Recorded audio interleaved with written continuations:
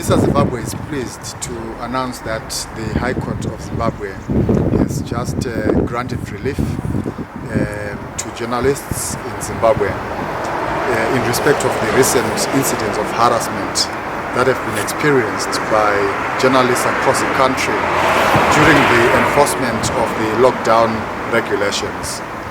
The High Court has directed that all incidents of arrests or detention or other forms of harassment must stop.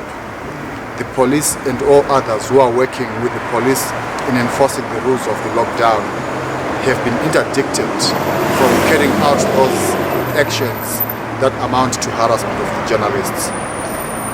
The High Court also directed that henceforth, from now on, the police will make sure that the press card of 2019 or any other press card that was previously issued by the regulator, the Zimbabwe Media Commission, will be respected as adequate authorization by journalists to operate. And this comes in the aftermath of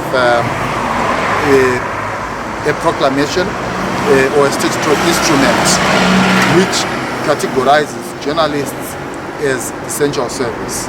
That is a positive development that gels well with the judgment that has just been granted by the High Court, which reconfirms media freedom as a fundamental right that ought to be respected by the police and other law enforcement agents, even during the enforcement of lockdown measures in Zimbabwe.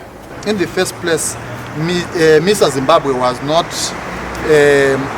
clamoring for the inclusion of journalists in the group of what is called essential services. Our contention from the onset was that journalism has been part of essential services. The definition of essential services in the regulations that were promulgated previously were good enough to cover journalists. We believe that the opposite side was being naughty or unnecessarily difficult in contending that journalists are not part of an essential service. Journalists have been and continue to be and will forever be part of what is called essential services. You cannot effectively fight COVID without the participation of journalists.